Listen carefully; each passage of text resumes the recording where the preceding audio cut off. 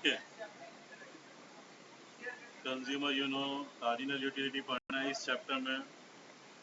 Cardinal utility approach किसके ऊपर based है? तो सेटिस्फैक्शन। अब इसी सेटिस्फैक्शन को हम क्या बोलते हैं? एक नया कॉन्सेप्ट आ गया विच इज कॉल्ड यूटिलिटी। बोल करके हमने सेटिस्फैक्शन को क्या कर दिया? न्यूमेरिकल टर्म में express. Utility in general it is not, exactly speaking, it cannot be measured. Satisfaction cannot be measured numerically, but it is assumed that it can be, it is assumed that it can be measured numerically. और अगर numerically major कर सकते हैं तो कुछ ना कुछ तो यूनिट होगा ना। तो हमने कॉन्सेप्ट दे दिया यूटिलिटी और यूनिट दे दिया यूटिल। ये हम सेटिस्फैक्शन को मेजर कर सकते हैं यूजिंग द कॉन्सेप्ट यूटिलिटी, और उसका यूनिट होगा यूटिल। ठीक, ये भी assumption ही।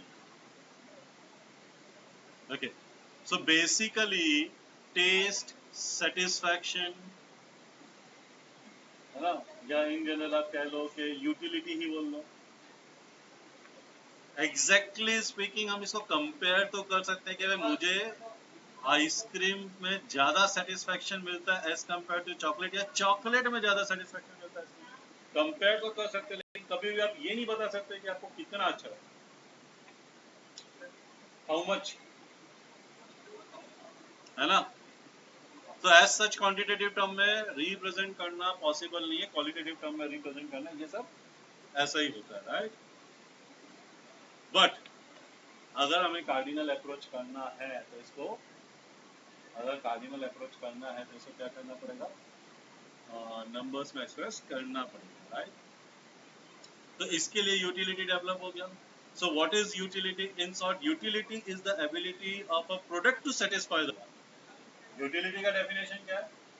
कोई प्रोडक्ट किसी को वांट को कितना सेटिस्फाई कर सकता है। ज्यादा सेटिस्फाई कर सकता है तो ज्यादा यूटिलिटी, कम सेटिस्फाई कर सकता है तो कम, है ना। So in other word, when a commodity is capable of satisfying human want, capable of satisfying human want, we can conclude that the commodity has utility. अगर कोई ऐसी कमोडिटी है जो ह्यूमन वांट को सेटिस्फाई करने की उसमें कैपेसिटी है तो उसमें यूटिलिटी है। जिसमें ज्यादा कैपेसिटी है ज्यादा यूटिलिटी है, राइट। कम कैपेसिटी है तो कम यूटिलिटी है। So how to measure utility? Now this is a question. हम वेट को तो बहुत इजीली वेटिंग मशीन से मेजर कर सकते हैं। हाइट मेजर करने तो मेजरिंग टेप होती है, आप सेंटीमीटर में भी मेजर कर सकते हो, इंच में भी मेजर कर सकते हो बहुत इजीली। तो यूटिलिटी को कैसे मेजर करना? फॉर दिस इकोनॉमिक एज्यूम्ड, देखो economic assumed that utility can be measured in numerical term, but there has no standard unit. कोई स्टैंडर्ड यूनिट नहीं है। जैसे वेट का तो स्टैंडर्ड यूनिट है ना, KG is the standard unit, gram is the standard unit. Height का होता है ना, हाइट या लेंथ का क्या होता है? किलोमीटर, मीटर, सेंटीमीटर, इंचेस, सब होता है, height, length. So economic derived and imaginary unit के भाई, हाँ एज्यूम करो कि इसको मेजर कर सकते हो। किस यूनिट में मेजर कर सकते हो? तो मेजर का यूनिट भी बोलते हैं यूटिलिटी। यूटिल मतलब यूटिलिटी का ही शॉर्ट फॉर्म हो गया ना, यूटिल की। यूटिलिटी के फर्स्ट फोर लेटर ले लिए।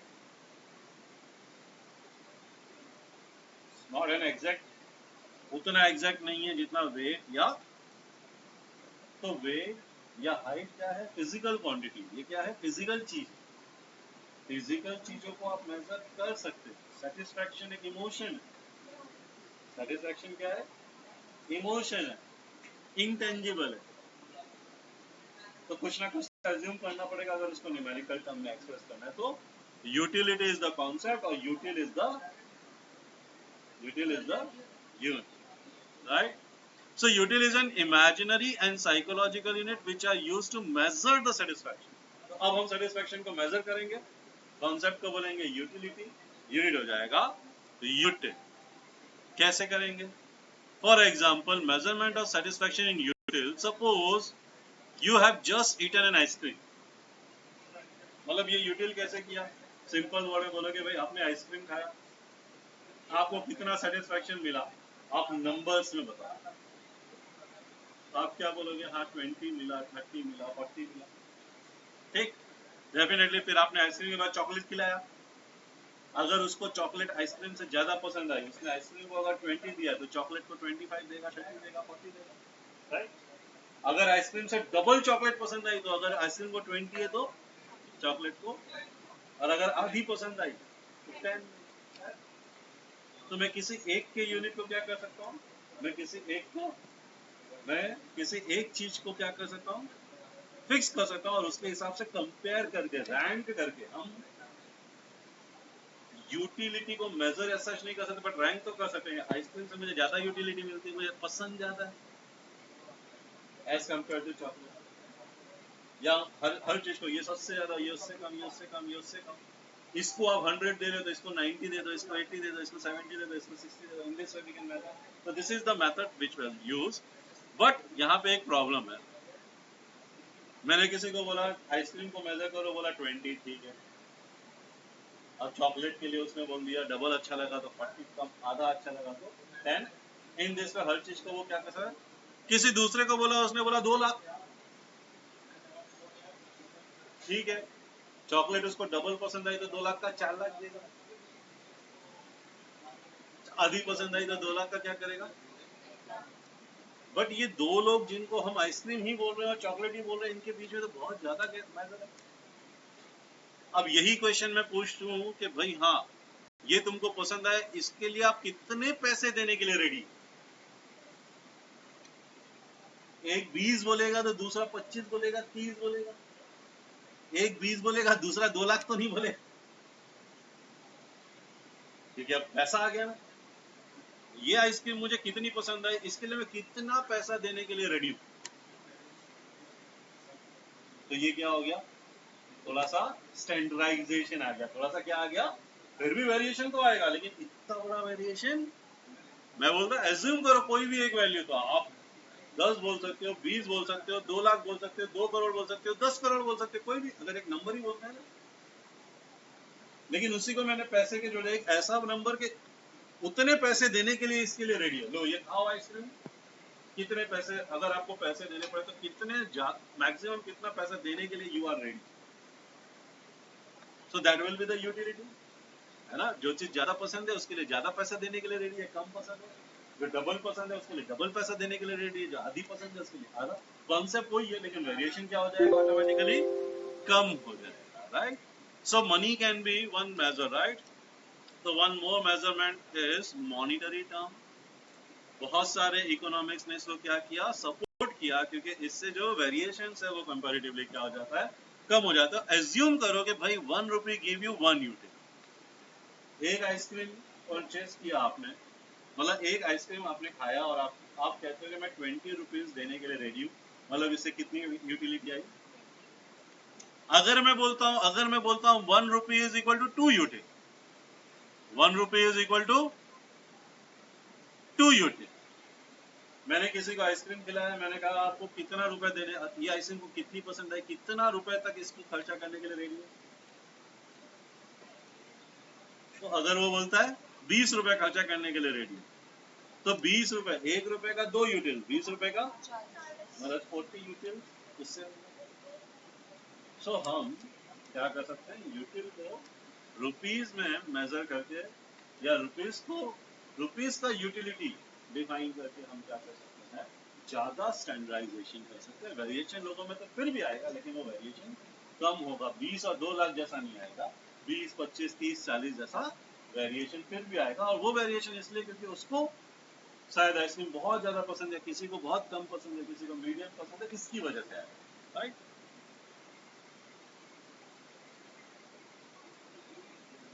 तो सेम वही एग्जांपल मैंने जो बोला कि भाई अगर वन रुपये इज इक्वल टू 1 यूटिल, और अगर किसी को कोई 20 रुपए देने के लिए रेडी है तो उसका 20 यूटिल है, कोई 30 रुपए देने के लिए रेडी है 30 यूटिल, right.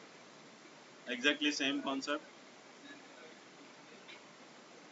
It must be noted that it is impossible to measure the satisfaction. See, यहाँ पे हमने assumption किया है, ये आप समझ के चलो, यूटिलिटी या सेटिस्फैक्शन को एग्जैक्टली मेजर करना इम्पॉसिबल है, ठीक है। हमने क्या किया, एक कंपैरेटिव स्टडी किया कि एक को हमने क्या किया, फिक्स किया इसका यूटिल को फिक्स किया। अब बताओ इसके कंपैरिजन में क्या, इसके कंपैरिजन में क्या, ऐसे करके हमने नंबर्स में कन्वर्ट किए, right.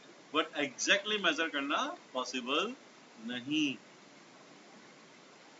Some more important fact: do not get confused with the meaning of dictionary meaning of utility. Dictionary meaning of utility कुछ अलग होती है। यहाँ पे utility का मतलब क्या है? Satisfaction. Dictionary meaning क्या? Dictionary meaning of utility is usefulness. यहाँ पे usefulness नहीं। भाई इस बॉटल की यूटिलिटी क्या है, मतलब इसका यूज क्या है? हाँ, इसमें पानी का बॉटल भर करके मैं स्कूल ले जा सकता हूँ जब प्यास लगे, ये इसका यूज। यूटिलिटी नहीं।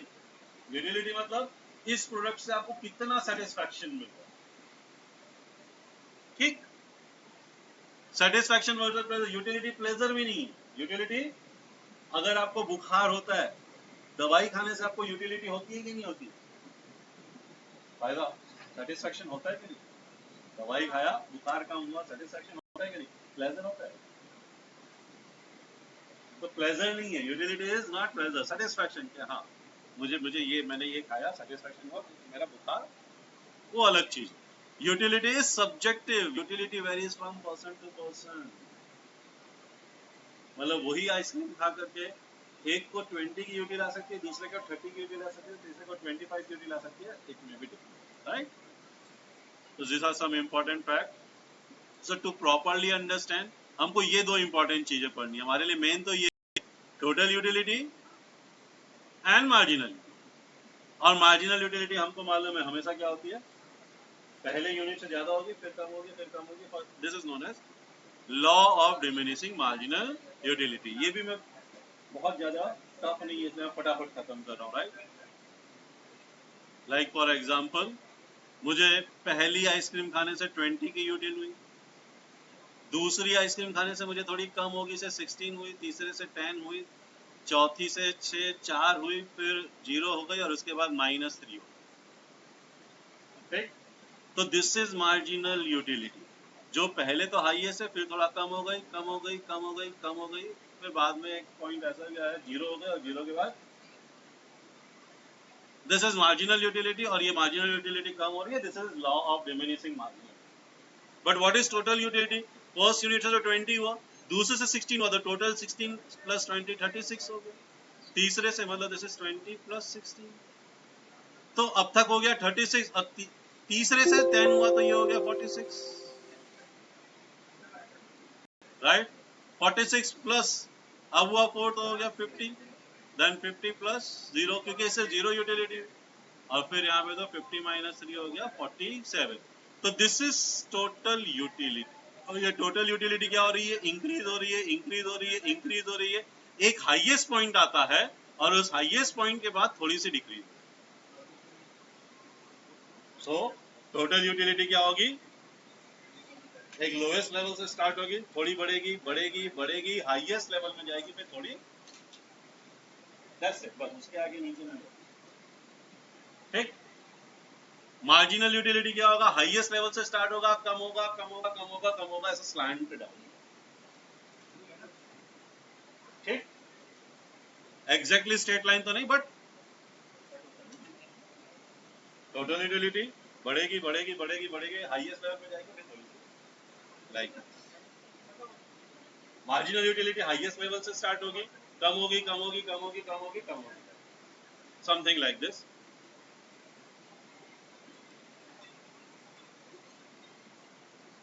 This is total utility. बढ़ेगी, बढ़ेगी, बढ़ेगी, बढ़ेगी, बढ़ेगी, हाईएस्ट लेवल पहुंचेगी, थोड़ी सी कम। This is marginal. हाईएस्ट से स्टार्ट होगी, थोड़ी कम, थोड़ी कम, थोड़ी कम, थोड़ी कम, एक लेवल पे 0, और फिर माइनस भी होगा। और यही ग्राफ है टोटल यूटिलिटी, मार्जिनल यूटिलिटी, ठीक। तो यहाँ कोई बहुत सारी चीज, बहुत डिफिकल्ट चीज नहीं दिया है, राइट। पहले का मार्जिनल यूटिलिटी प्लस दूसरे का प्लस तीसरे का, अगर मैं तीनों के मार्जिनल यूटिलिटी को प्लस कर दूं, तो थर्ड यूनिट का मुझे टोटल यूटिलिटी मिल जाता है। मतलब फिफ्थ यूनिट का टोटल यूटिलिटी क्या होगा? फर्स्ट का marginal, second plus third plus fourth plus fifth, 1 से लेके 5 तक। तो ये कोई बहुत बड़ी चीज नहीं है, ठीक।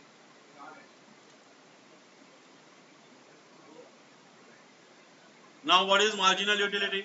अब मार्जिनल यूटिलिटी का एक फॉर्मूला हो सकता है कि भाई अगर मुझे 4th यूनिट की मार्जिनल यूटिलिटी चाहिए मुझे, तो 4 यूनिट से टोटल यूटिलिटी कितना हुआ, -3 यूनिट से कितना हुआ, दोनों को माइनस कर, है ना भाई। What is TU4? TU4 is MU1 plus MU2 plus MU3 plus MU4, and what is TU3? MU1 plus MU2 plus MU3। अगर मैं इन दोनों को माइनस करता हूं तो ये 1 2 3 कैंसिल हो जाएगा, बचेगा क्या? So MU4 is TU4 minus TU3। अगर मैं इसी को जनरलाइज कर दूं, मैं 4 की जगह अगर n डाल दूं, तो MUN must be equal to TUN minus TUN minus 1। यही फॉर्मूला है यहाँ पे, बस और क्या है, ठीक। तो ये MU का फॉर्मूला हो गया। अगर TU दिया हुआ है तो हम MU इस तरीके से निकाल सकते हैं, और अगर MU दिया हुआ है तो TU का फॉर्मूला, ठीक। Now, one more way to calculate MU. One more way to calculate MU. MU is change in total utility. Change in total utility divided by change in quantity. Divided by change in, right? मतलब MU होता क्या? What is MU? Marginal utility होता क्या है कि जब मैंने एक और यूनिट खाया, तो उस एक यूनिट के कंजम्पशन से मुझे कितना यूटिलिटी, तो मैंने फर्स्ट यूनिट खाया, मुझे कितना यूटिलिटी हुआ, मैंने सेकेंड यूनिट खाया, मुझे कितना यूटिलिटी हुआ, मैंने थर्ड यूनिट खाया, मुझे कितना, राइट। लेकिन अगर एक साथ मैंने 4 यूनिट खाए तो मुझे जितना भी यूटिलिटी, मुझे जितना भी चेंज इन यूटिलिटी हुआ, जो पहले हुआ था जो बाद में हुआ था, टोटल यूटिलिटी पहले हुआ था, समझो टोटल यूटिलिटी पहले हुआ था, से टोटल यूटिलिटी पहले था 40, और 4 यूनिट और खाया मैंने, कितने यूनिट और खाया, एक साथ 4 यूनिट, मतलब एक पैकेट में समझो 4 यूनिट आया और चारों एक साथ खाया, तो उससे मेरा टोटल यूटिलिटी, समझो मेरा टोटल यूटिलिटी पहुंच गया 60। तो चेंज कितना आया, 20 का, बट यूनिट कितने, यूनिट में कितना इंक्रीज हुआ, 4 का। चेंज इन यूनिट कितना हुआ, 4 का हुआ। पहले अगर 2 यूनिट था तो अब टोटल 6 यूनिट हो गया ना, चेंज कितना हो गया। तो फिर क्या मेरा मार्जिनल यूटिलिटी 20 होगा कि 20 डिवाइडेड बाय 4? तो 20 डिवाइडेड बाय 4, क्योंकि मुझे एक यूनिट से निकालना है मार्जिनल यूटिलिटी, एक एडिशनल यूनिट खाने से जो आपको यूटिलिटी। तो ये जो पूरी 20 यूटिलिटी है वो एक यूनिट से नहीं हुई, कितने यूनिट से हुई, तो एक यूनिट से कितनी हुई, 20 divided by 4 which is 5। That is marginal utility. वो तो बाय डेफिनेशन ही यही है, बाय डेफिनेशन ही ये, ठीक है।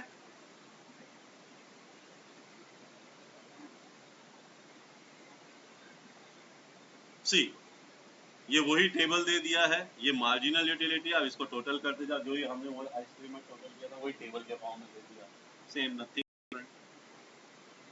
ग्राफ मैंने ऑलरेडी एक्सप्लेन कर दिया दोनों का, और एक्सप्लेनेशन की जरूरत है ग्राफ में। उसी चीज को अगर ग्राफ में जो अभी ये जो टेबल दिया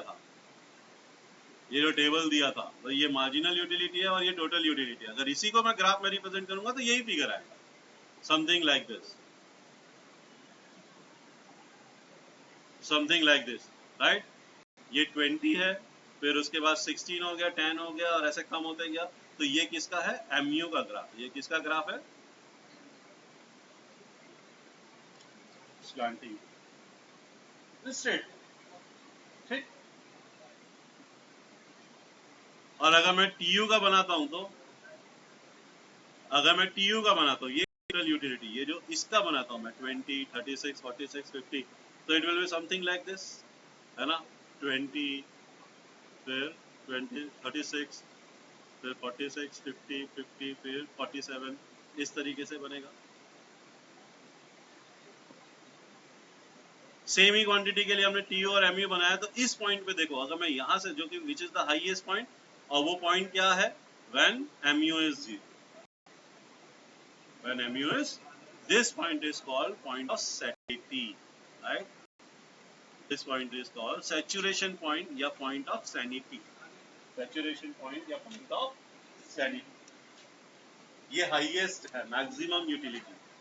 इसके बाद आपकी यूटिलिटी क्या हो जाएगी, टोटल यूटिलिटी क्या हो जाएगी, फॉल हो जाएगी, और मार्जिनल यूटिलिटी क्या हो जाएगी, नेगेटिव. ठीक.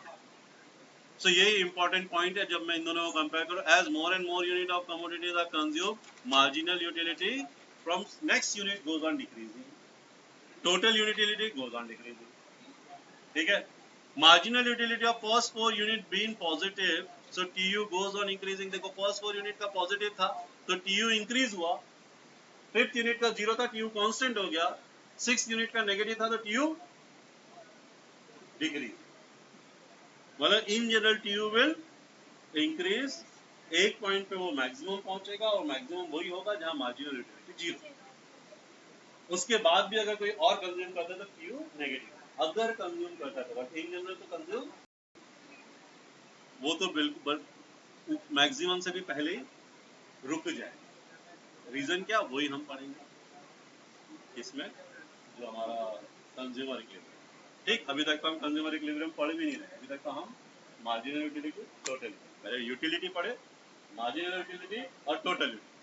अब मार्जिनल यूटिलिटी रिड्यूस हो रहा है तो आपका नेक्स्ट कॉन्सेप्ट क्या आ जाएगा, law of diminishing marginal utility. Law of diminishing marginal जो क्या बोलता है, फर्स्ट यूनिट से मैक्सिमम होगा, फिर थोड़ा कम, फिर थोड़ा कम, हर बार ये कम होते जाएगा, एक लेवल आएगा जीरो हो जाएगा, और उसके बाद भी अगर आपने खाया तो सो आपकी marginal utility from successive unit will go on decreasing.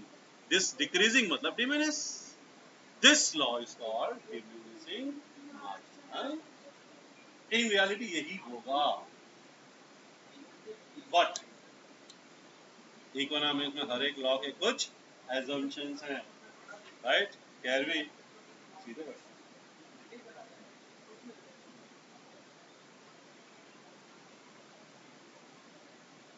Okay.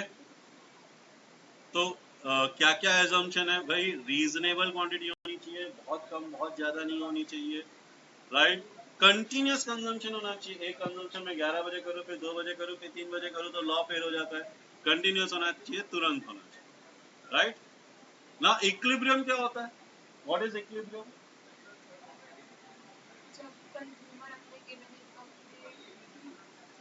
मतलब मुझे अब इतना पैसा देना पड़ रहा है, ठीक है, लेकिन मुझे उससे यूटिलिटी ज्यादा मिल रही है तो मैं लूंगा पैसे देके.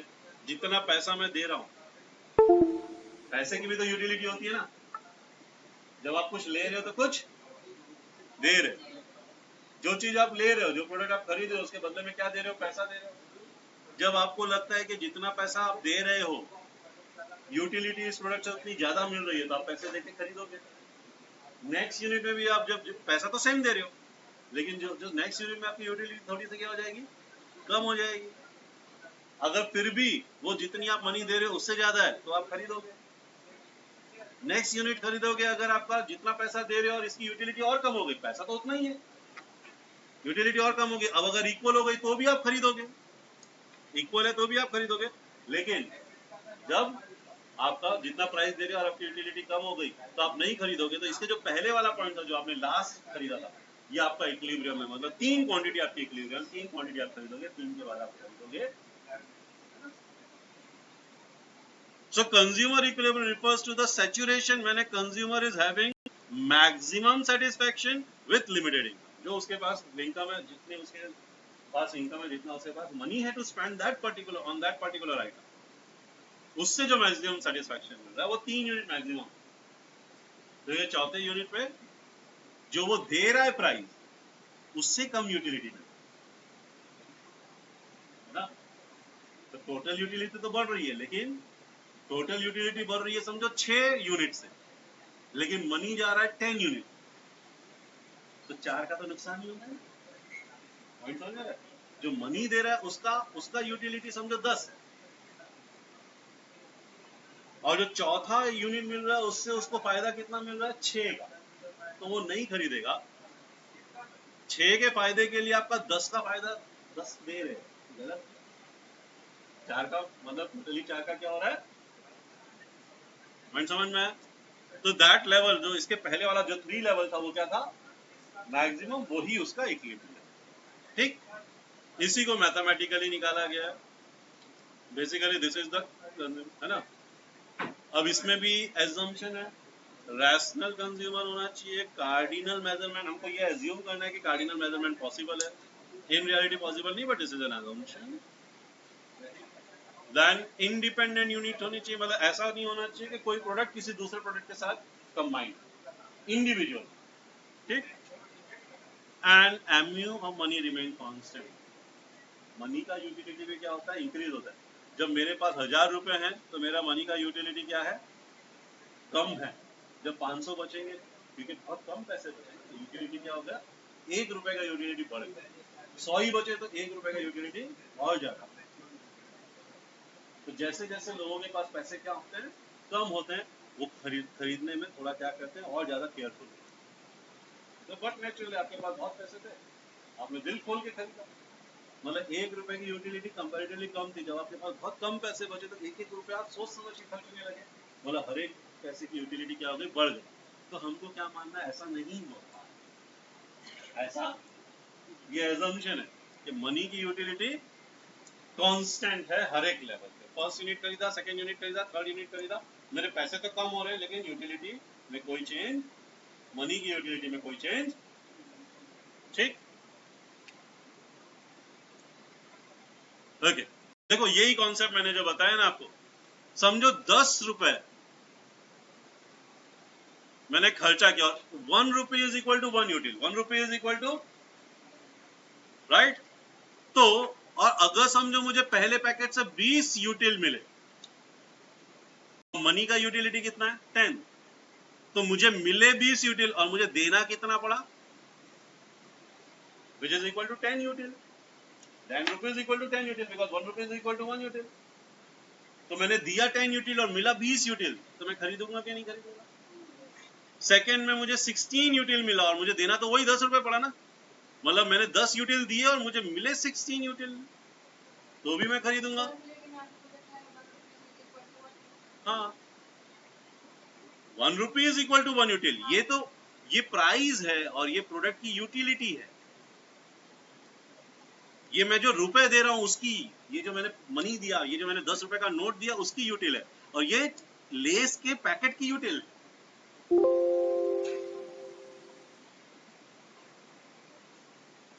मुझे लेस का जो पैकेट मिला उसको खा के यूटिलिटी 20 की आई, और मैंने दिया क्या, उससे मेरी यूटिल कितनी गई, 1 rupee is equal to 1 util. ये अलग है, ऐसा मत समझो कि ये और इसका कनेक्शन नहीं है। आपको मिला ये, आपको मिला ये जिससे ये यूटिल मिली, आपने दिया ये जिससे ये यूटिल गई, 10 रुपए, दो अलग अलग चीजें हैं। ऐसा मत समझो कि 10 रुपए दिया तो 10 यूटिल मिली, बिल्कुल नहीं। 10 रुपए से 10 यूटिल मिली, बिल्कुल भी नहीं। वो 10 रुपए का 10 है, ये 10 रुपए का 10 है, ये 20 यूटिल इस प्रोडक्ट से यूटिल जो है, ये प्रोडक्ट से यूटिल है, समझ में आया? ये प्रोडक्ट से मुझे कितनी यूटिल है, 20, और 1 rupee is equal to 1 unit, 1 util, तो 10 रुपए से कितनी यूटिल गई, समझ में? चलो इसको एक और एग्जांपल से समझो, कोई प्रोडक्ट, कोई भी प्रोडक्ट ले लो, से कोको कोला का ये कैन,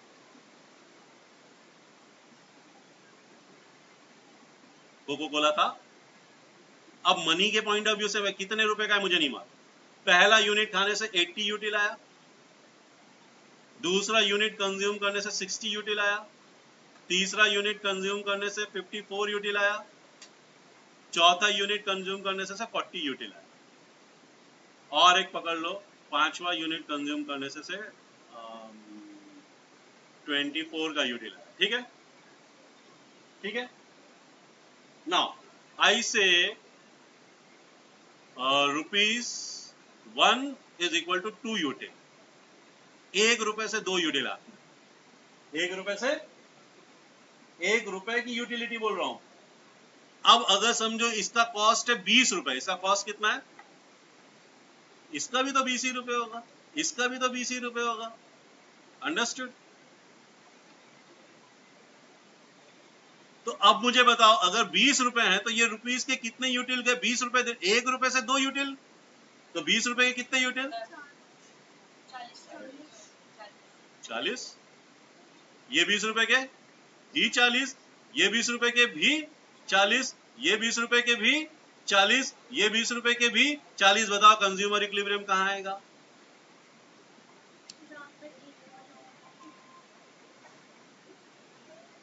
इसको इससे कनेक्ट करके मत देखो, ये इस प्रोडक्ट की यूटिलिटी है और ये इस प्रोडक्ट का प्राइस है, तो पैसे की यूटिलिटी भी होती है ना,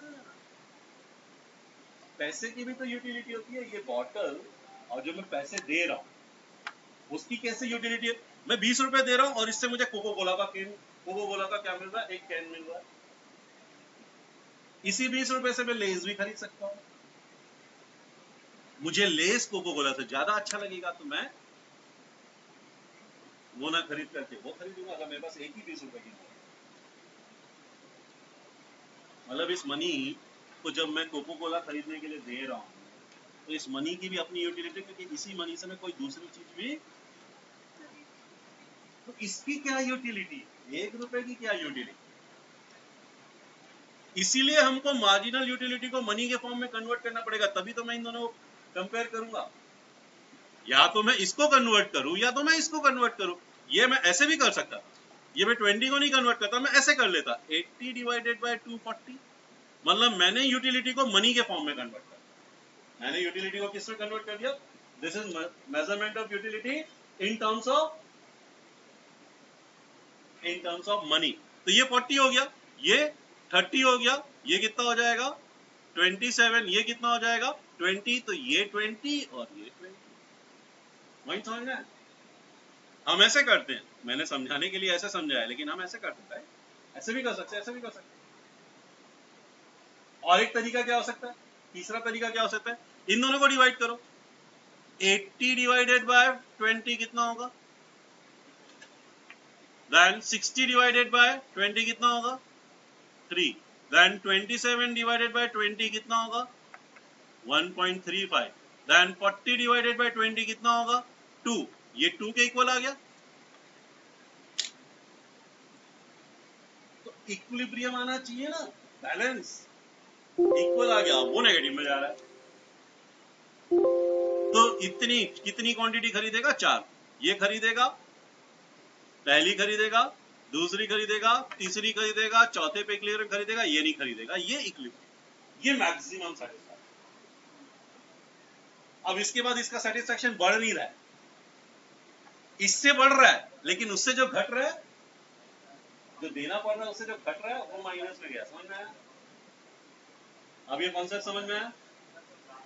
यही आपको कॉन्सेप्ट यूज करना है क्वेश्चन को सॉल्व करने, राइट? सो सिंगल, ये सिंगल कमोडिटी के रहता है। सिंगल कमोडिटी समझ में आ गया, तो वैसे ही मार्जिनल कमोडिटी। दो इंपॉर्टेंट चीजें, क्या इंपॉर्टेंट चीजें? एक तो प्राइस और दूसरा marginal utility. Price of x और मार्जिनल यूटिलिटी ऑफ एक्स। और एक और इंपॉर्टेंट चीज क्या है? Marginal utility of money. क्योंकि ये आपका केजी में है, लीटर में है, और ये रुपीस में, दोनों का इक्विलिब्रियम तो लाना पड़ेगा। तो 1 रुपए से कितनी यूटिलिटी है ऐसा कर दूंगा तो फिर दोनों में बैलेंस आ जाएगा, फिर मैं उसको कंपेयर कर पाऊंगा। तो मुझे, अगर मैं ये प्रोडक्ट बोलता हूँ कि अगर मैं ये कोको कोला का प्रोडक्ट बोलता हूँ 80 यूटिल मिला और 20 रुपए मिला, मैं इसको नहीं कंपेयर कर सकता तब तक जब तक मुझे ये ना मालूम हो कि 1 रुपए की कितनी यूटिलिटी। 1 रुपए की यूटिलिटी पता चल गई तो 20 रुपीज को यूटिल में कन्वर्ट कर दो, फिर कंपेयर करो। या ये यूटिल को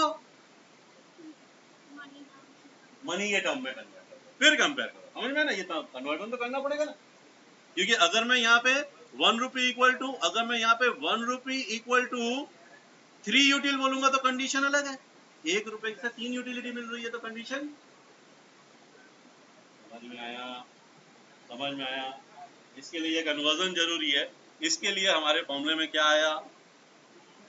ये आया, जो भी मार्जिनल यूटिलिटी है उसको आप MUM से डिवाइड करो, जो मैंने यहाँ पे। जो मैंने कहा किया, इस केस में किया, इस वाले केस, इस वाले ठीक। दूसरा तरीका ये है कि आप ये भी कर लो, ये भी कर सकते हो, दोनों का मतलब एक ही है। मतलब पहले केस में क्या बोल रहा है कि भाई आप इसको कन्वर्ट करो, राइट, ये MUC whatever is the marginal utility from the commodity divided by marginal utility of money।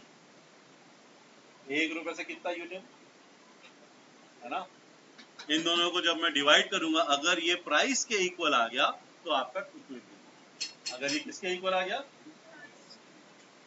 ये तो मैथ्स है, बहुत सिंपल सी चीज है, ये यहाँ और ये यहाँ जाएगा तो भी तो चलेगा। मतलब marginal utility of C upon PX is equal to MU, ये दोनों भी तो सेम ही कंडीशन है ना, ये भी तो सेम ही कंडीशन है। ऐसे भी तो कर सकते हैं, दोनों में कोई डिफरेंस है क्या, कोई डिफरेंस, ठीक। तो एक तो ये तरीका हो गया कि आप क्या कर लो, एक कॉन्सेप्ट क्या आ गया आपका, एक कॉन्सेप्ट तो ये आ गया MUX, मतलब कमोडिटी का यूटिल और मनी का यूटिल, 1 रुपए का यूटिल, इन दोनों को डिवाइड किया और आंसर PX आ गया, या ये PX इधर आ गया, ये उधर चला गया, तो MUX upon PX is equal to MU। ये भी है, दोनों का मतलब एक, ठीक। इन जनरल हम ये वाला मेथड फॉलो करेंगे, लेकिन ये क्यों पढ़ रहे हैं हम, क्योंकि जब दो कमोडिटी आती है तो ये काम आता है। तो एक कमोडिटी में हम क्या करेंगे, अगर सिंगल कमोडिटी दी है तो क्या करेंगे, सिंपल है, देखो ये सिंगल कमोडिटी दी है, 1 रुपये इक्वल टू कितना यूटिल दिया, 2 यूटिल दिया, 8 ही रुपए देने हैं।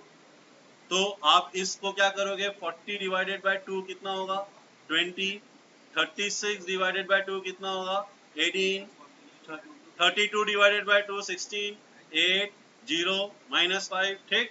मतलब हमने मनी के टर्म में कंपेयर, अब इस मनी को इससे कंपेयर कर सकते हैं, यहां आ गया ना इक्विलिब्रियम।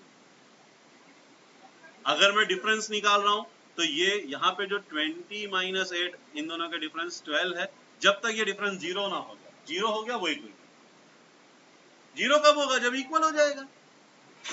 मतलब क्या, मतलब MU of commodity divided by MU of money is equal to price के इक्वल हो जाएगा, यही तो है ना। क्या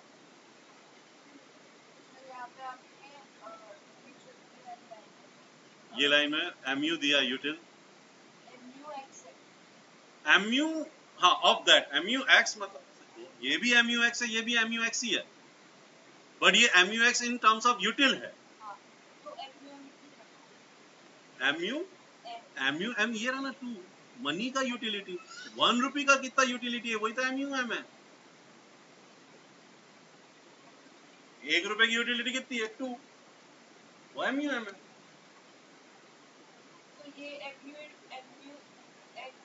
ये इसका यूटिलिटी है, इसका प्राइस से कुछ लेना देना नहीं। अब एक तो जो 20, 18, 16 आया वो क्या है? अब इसको मैंने भाई 1 रुपए से, अब ये रुपीस के फॉर्म में, इसको भी रुपीस के फॉर्म में कन्वर्ट करना है, तो MU इन रुपीस है, ये एक्स की ही, ये MU इन यूटिल है और ये MU इन रुपीस, तो ये रुपीस, ये भी रुपीस। अब मैं इसको कंपेयर कर सकता हूं, या तो मैं रुपीस को यूटिल में कन्वर्ट कर देता, वो भी मेथड हो सकता था, बट हम ये वाला मेथड फॉलो कर, ठीक। तो इसका मैं डिफरेंस निकालता हूं, तो 18 - 8 हो गया 10, यहाँ पे 16 - 8 हो गया 8, यहाँ पे 8 - 8 हो गया 0, बस जहां 0 आ गया, ठीक।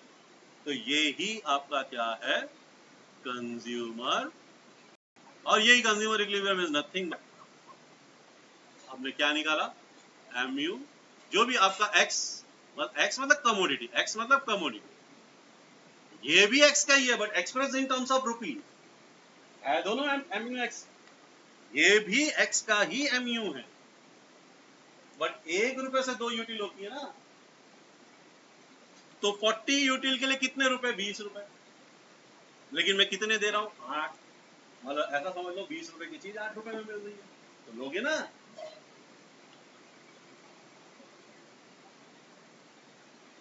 1 रुपए से 2 यूटिल मिलती है, अगर मुझे 36 यूटिल मिल रही है, मतलब 18 रुपए वाली यूटिल मिल रही है, और आपको देना कितना पड़ रहा है?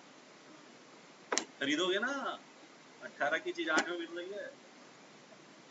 लेकिन अगली में आपको सिर्फ 16 की यूटिल मिल रही है, मतलब 36 की मिल रही है, सॉरी 32 की यूटिल्स मिल रही है। 1 रुपए की 2 यूटिल, मतलब 32 util is equal to 16 rupees की यूटिल, और आपको देना कितना पड़ रहा है? 8 रुपए, तो आप फिर भी खरीदोगे।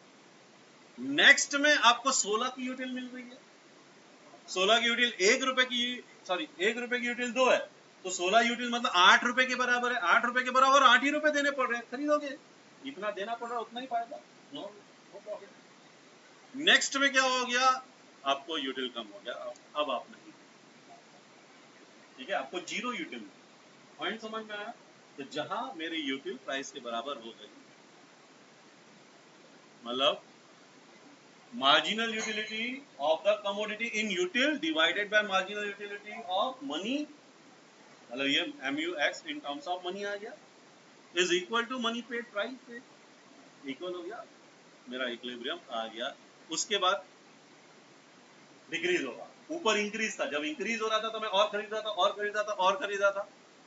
इक्वल हो गया तो मैं रुक जाऊंगा, उस यूनिट को खरीदूंगा, उसके बाद वाली यूनिट को मैं नहीं खरीदूंगा, क्योंकि वहां पे कम। हाँ, ये यही तो इक्वल हो गया ना, ये कंज्यूमर इक्वल, यही तो हुआ ना इक्वल, यही तो प्राइस है ना, यही तो पीएक्स है। और ये क्या है? This is nothing but M U X upon M U of M. इसी को तो, यही तो है ना एम यू, यही तो एम यू एक्स है ना यूटिल में। ये जो ऊपर वाला एम यू एक्स है, ये यूटिल में, इसको ही तो हमने 2 से डिवाइड किया, यही तो एम यू एम है, यही तो फॉर्मूला है। अगर मैं बोल रहा हूँ दोनों इक्वल हो गए, तो मतलब ये रेशियो किसके इक्वल हो गया? पीएक्स के इक्वल हो गया, ठीक।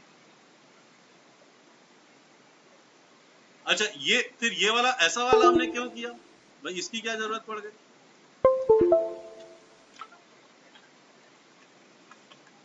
इसकी क्या जरूरत इसकी क्या जरूरत पड़ गई? जब 2 कमोडिटी करेंगे ना, तो इसकी जरूरत पड़ेगी। अभी देखो, ये x है, ये 1 है। सिमिलरली अगर कोई प्रोडक्ट y है, तो उसके लिए क्या हो जाएगा फॉर्मूला? अगर ये तो MUX है ना, मतलब मैं प्रोडक्ट x की बात कर रहा हूं, अगर x की जगह y होगा तो क्या होगा?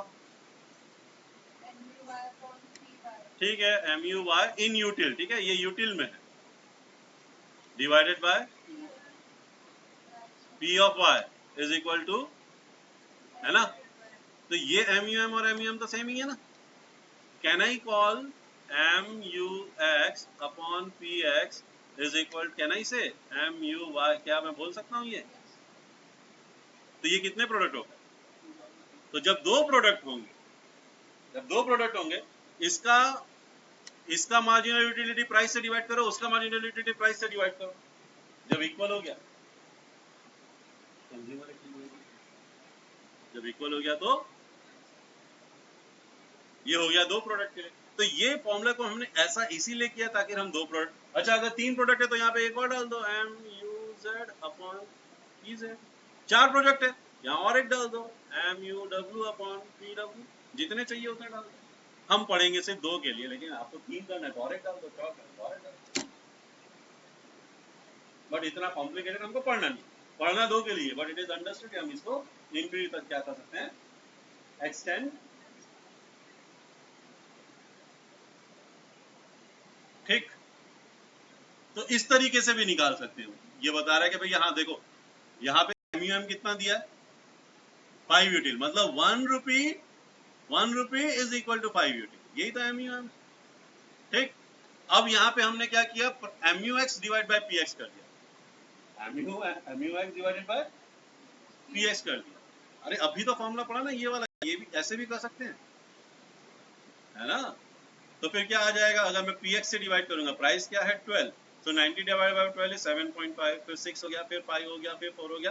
तो कहाँ इक्वल हो गया? देखो ये mu से इक्वल हो गया। किससे इक्वल हो गया? mu m से इक्वल हो गया। जहाँ mu m से इक्वल हुआ विच इज 5, तो ये इसका इक्विलिब्रियम। अगर मैंने हमारे उस वाले मेथड से फॉलो किया होता तो क्या होता? देखो यहाँ पे mu x कितना दिया है, ये तो सेम ही है 90 90, इसको डिवाइड करो mu m से डिवाइड करो, तो क्या होता? फर्स्ट में क्या आंसर आता? 90 डिवाइडेड बाय 5 कितना होता?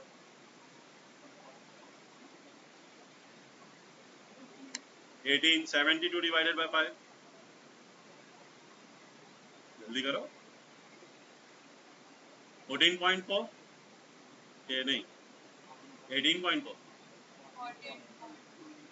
14.4, 60 divided by 5, 12, 48 divided by 5, 9.6, 30 divided by 5, price कितना है?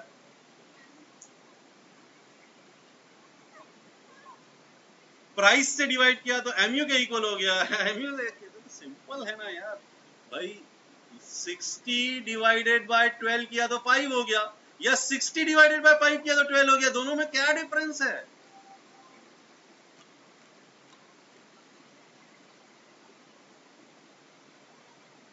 मैथ्स वालों को तो ज्यादा जल्दी समझ में आना चाहिए। तो यहाँ पे मैंने px से डिवाइड किया और जहां पे m के इक्वल आ गया। और इस वाले केस में हमने क्या किया था? इस वाले केस में हमने mu m से डिवाइड किया और जहां px के इक्वल आ गया। ठीक, मतलब ऐसे भी कर सकते हैं, वैसे भी कर सकते हैं, ये भी एक तरीका है। देखिए कुछ क्वेश्चन है, what are price of consumer is ready to pay for a commodity. अगर पे करने के लिए रेडी है मतलब उसका मार्जिनल यूटिलिटी प्राइस से क्या है? ज्यादा है या इक्वल है? इक्वल है तो भी तो पे करेगा ना। How will you as a consumer react to the situation when px fall? अगर px फॉल होगा, your state of equilibrium is disturbed for the consumption of goods x, you will consume as a consumer react to the situation when px fall। अगर px fall होता है, price कम होगा आपका, समझो आपका आप समझो इक्विलिब्रियम, आप इक्विलिब्रियम में 10 रुपए का प्राइस है, मतलब mu x divided by mu is equal to कितना? 10। अगर ये 10 का 8 हो गया, ये तो 10 है, तो आप क्या करोगे?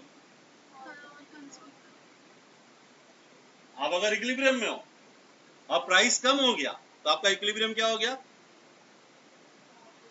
और खरीदोगे ना।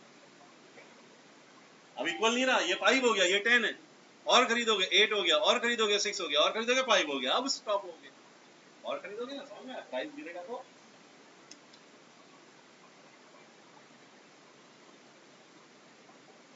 अब देखो यही एक प्रैक्टिकल क्वेश्चन, चलो इसी को सॉल्व करते हैं। यहाँ पर क्या दिया है? आइसक्रीम सेल फॉर ₹20, मतलब ये px है आइसक्रीम का। ठीक, Priya who likes ice cream has already consumed 4 units. Her marginal utility of 1 rupee is 4. 1 rupee is more, मतलब MUM is 4. Should she consume more ice cream?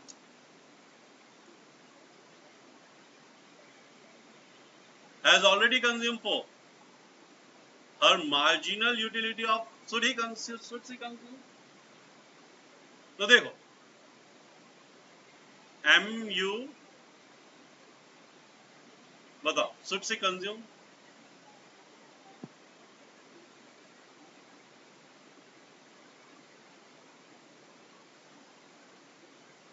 या किस situation में consume करना चाहिए और कब रुक जाना?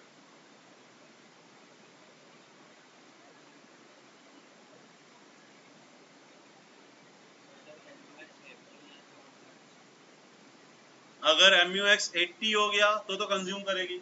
फिफ्थ यूनिट का अगर MUM 80 हुआ तो 80 डिवाइडेड बाय 4 कितना होता है?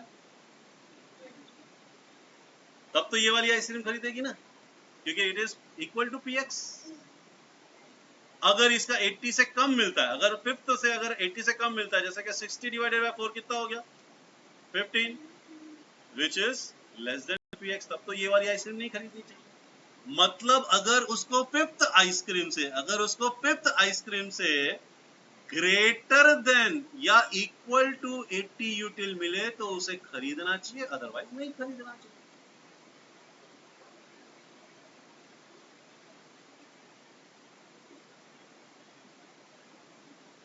हमारा फॉर्मूला क्या है, इक्विलिब्रियम का फॉर्मूला क्या है,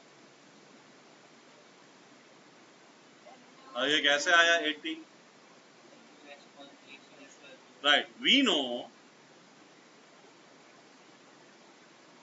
consumer equilibrium is attained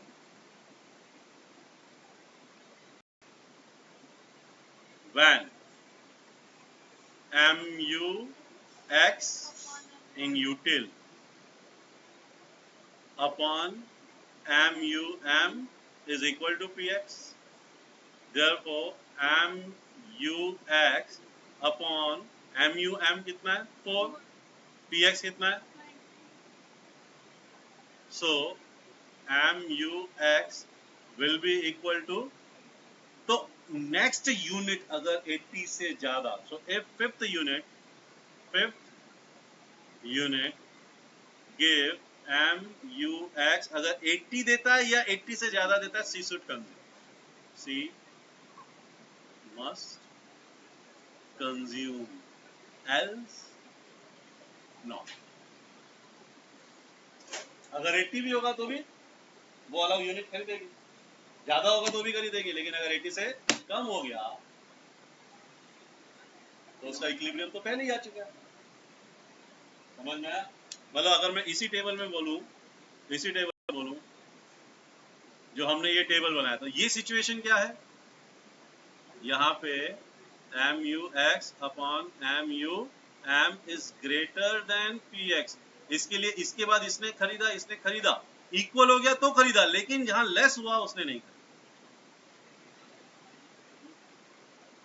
यहाँ लेस देन px है तो ये वाले में इसने नहीं खरीदा, तो यहाँ पे क्या आंसर आएगा कि भैया अगर फोर्थ यूनिट उसने खरीद लिया, फिफ्थ यूनिट खरीदे कि नहीं खरीदे, सिंपल आंसर है, अगर उसको फिफ्थ यूनिट से 80 या उससे ज्यादा का यूटिल मिलता है तो खरीदना चाहिए,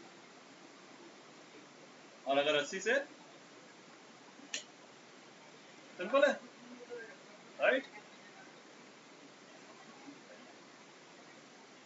अब दो प्रोडक्ट में इक्विलिब्रियम तो मैंने पहले ही बता दिया, दो प्रोडक्ट में क्या है, देखो पहले वाले प्रोडक्ट का mu x upon px first हो गया ये, फिर mu x sorry mu y by py is also equal to mu, और mu तो m तो सेम है ना, प्रोडक्ट अलग अलग हो जाए लेकिन mu m तो सेम है ना, तो ये दोनों इक्वल है, मतलब दो प्रोडक्ट में इक्विलिब्रियम ये आएगा, इस कंडीशन में आएगा, इसीलिए हमने सेकंड वाला फॉर्मूला डिस्कस किया, नहीं तो शायद हम सेकंड फॉर्मूला डिस्कस करते भी नहीं,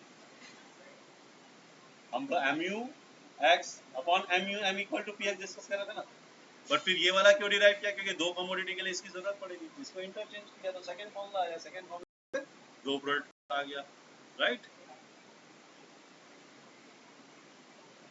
तो ये दो प्रोडक्ट में, राइट, पहला प्रोडक्ट का mu x 20 है, सेकंड में 14 हो गया, थर्ड में 12 हो गया, फिर 7 हो गया, एंड डाउन होता गया। अब यहाँ पे एज्यूम क्या किया है, px इज 1, px कितना है 1, तो mu x डिवाइडेड बाय, अच्छा ये भी एक चीज याद रखो, if px is equal to py, अगर px इक्वल टू py मतलब ये px py कैंसिल हो जाएगा, तो mu x equal to mu y is consumer, ये समझ में आया क्या, ये पॉइंट समझ में आया?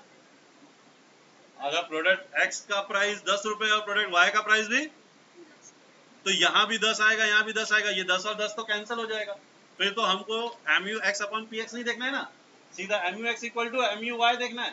देखो इस क्वेश्चन में क्या दिया है, both commodities are price at ₹1, तो ये mu x ये mu y जहां इक्वल हो जाए, कहां इक्वल होगा, ठीक, तो इक्विलिब्रियम क्या है, x के 5 यूनिट है ना, ये x के 5 यूनिट और y के 4, ये इक्विलिब्रियम है। x के वो 5 यूनिट खरीदेगा और y के 4। अच्छा, यहाँ भी इक्वल हो गया, लेकिन ये लोअर एंड है, हमको हायर एंड देखना है। ठीक, यहाँ पे इसका जो टोटल यूटिलिटी है वो ज्यादा है। But again the second important thing है उसके पास कितने रुपए हैं, उसके पास कितने रुपए हैं। अभी यहाँ पे कितने रुपए हैं उसकी बात डिस्कस, क्या बोल रहा है। हाँ तो इसीलिए तो भाई यहाँ पे ये 1 यूनिट है, हाँ 5 ही रुपए है ना। ओके, तो ये वाला नहीं हो पाएगा। ओके ओके, यहाँ 5 रुपए ही दिया हुआ है, तो ये वाला पॉसिबल नहीं है, क्योंकि यहाँ तो 9 रुपए लगे, तो ये वाला पॉसिबल है। करेक्ट, इसके पास 5 ही रुपए यहाँ पे रुपीज दिए हुए हैं, है ना। तो फिर ये आज, और अगर मैं क्या करता हूँ ग्राफिकली मैं रिप्रेजेंट करता हूँ, तो जहाँ पे ये इंटरसेक्ट कर रहा है वहाँ इक्वल भी है और ये रुपीज, मतलब ये पॉइंट में आप कहीं पे भी पकड़ लो 5 रुपए वाला फिक्स है। यहाँ पे आप कोई भी पॉइंट पकड़ लो 5 रुपए का ही खर्च है। ठीक, तो यहाँ पे जब ये दोनों क्या करते हैं, इंटरसेक्ट करते हैं, ये हमारा क्या आ जाएगा क्लियर। ये ग्राफ कैसे बना है, यहाँ से 0 1 2 3 इस वाले के लिए हो गया, x के लिए, y के लिए उल्टा कर दिया, यहाँ 0 फिर 1 फिर 2 फिर 3 फिर 4 एंड, और यहाँ से ऐसे करके ड्रॉ। तो जहाँ पे भी दोनों इंटरसेक्ट कर रहे हैं दैट क्वांटिटी, x की क्वांटिटी 3 और y की क्वांटिटी। अगर ये दिया नहीं होता कि 5 रुपीज है, मतलब ये कांस्टेंट नहीं दिया होता, तो फिर जिसे मैक्सिमम होता तो उसको हम इक्विलिब्रियम मान लेते। बट रुपीज दिया तो यहाँ पे भी रुपीज कैलकुलेट करेंगे, यहाँ पे भी रुपीज। अगर ये हायर वाला पॉसिबल होता तो ये इक्विलिब्रियम होता, लेकिन ये हायर वाला पॉसिबल क्योंकि 9 रुपए उसके पास है नहीं। तो 5 रुपए में मैक्सिमम यूटिलिटी क्या होगी, ये मतलब कंज्यूमर इक्विलिब्रियम 5 रुपए में ये होगा। अगर उसके पास 10 रुपए होता तो ये नीचे। ठीक है,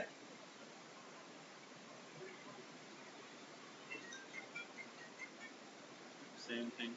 अब देखो, अगर मैं इसी में बोलूं यहाँ पे भी प्राइस इक्वल है, प्राइस क्या है, दोनों का प्राइस है, और इसके पास कितने रुपए, इसके पास 80 रुपए, इसका बजट कितना है 88 रुपए।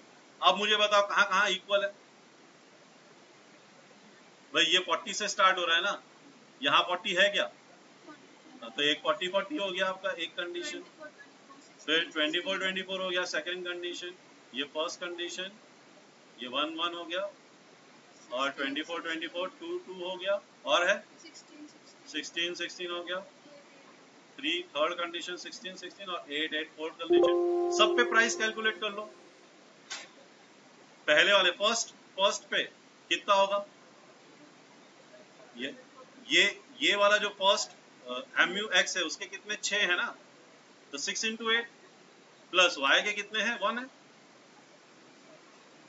ये नंबर ऑफ क्वांटिटी दी है ना, x का यहाँ 40 है, मतलब कितनी क्वांटिटी 6, और y का ये है ना 40, मतलब कितनी क्वांटिटी 1, तो फिर 8 into 1 कितना हो गया 48 प्लस 8, ये 48 हुआ ना, प्लस 8 56। सेकंड केस में टोटल एक्सपेंडिचर कितना हो जाएगा, सेकंड केस में टोटल एक्सपेंडिचर ये 24 और ये 24। देखो फर्स्ट में 24 कितना आ रहा है 8 पे, मतलब फर्स्ट वाले का 8 into 8 प्लस यहाँ पे क्या है 3, 8 into 3 कितना हो जाएगा 64 प्लस 24, 64 प्लस 24 कितना हुआ 88। ये आ गया, मतलब ये कंज्यूमर इक्विलिब्रियम, इसके बाद तो और ज्यादा ही होना है 88 से, तो ये आपका कंज्यूमर इक्विलिब्रियम। थर्ड में क्या होगा, थर्ड में क्या हुआ, थर्ड में तो और बढ़ गया ना, 9 यूनिट हो गए, इसके 9 और इसके भी बढ़ गए 5 यूनिट हो गए। नहीं, टोटल 28 रुपए है, प्राइस 8 रुपए है भाई साहब, एक कमोडिटी की प्राइस 8 रुपए, टोटल 88 रुपीज है। एक the market price of X and Y is 8 which is equal, दोनों का 8 रुपया, इसके 6 खरीद रहे, इसका 1 खरीद रहा है, तो 6 into 8, और सीधे तो मैं 8 से मल्टीप्लाई कर रहा हूँ ना, तो फिर डिवाइड करेंगे दोनों को, तो टेबल बनाएंगे, वो 2 बनाएंगे, फिर उसको कंपेयर करेंगे कहाँ इक्वल है, फिर उसमें कितनी क्वांटिटी आ रही है, कितने रुपए कैलकुलेट करके देखेंगे। यहाँ पे 8 इंटू ये 72 हो जाएगा और ये 5 इंटू 8 40, 72 और 40 कितना हो गया 112। ये तो पॉसिबल ही नहीं है। ये है कंज्यूमर इक्विलिब्रियम। 88 रुपीज में वो मैक्सिमम ये तो प्रोडक्ट एक्स का 8 यूनिट और प्रोडक्ट वाई का 3 यूनिट वो कंज्यूमर खरीदेगा। बताओ क्या ये डिफिकल्ट लगा?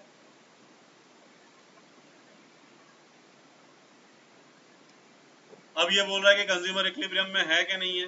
ठीक है, तो यहाँ पे देखो एम यू एक्स और पी एक्स दिया है, क्या है 20 डिवाइडेड बाय 4 कितना आया 5, और M U Y by P I P Y दिया हुआ है कितना है 25 बाय 5 इक्वल है, तो यस इक्विलिब्रियम में है।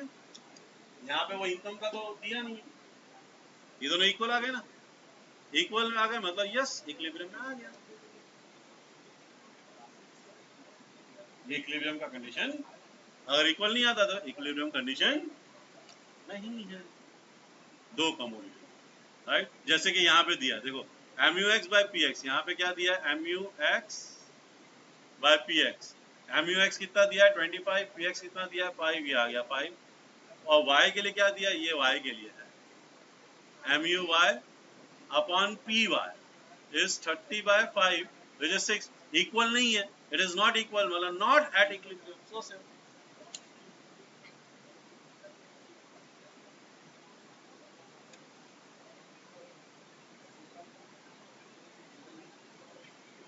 ये हो गया आपका। तो ये ही सारे इसी टाइप के सारे न्यूमेरिकल्स आएंगे आप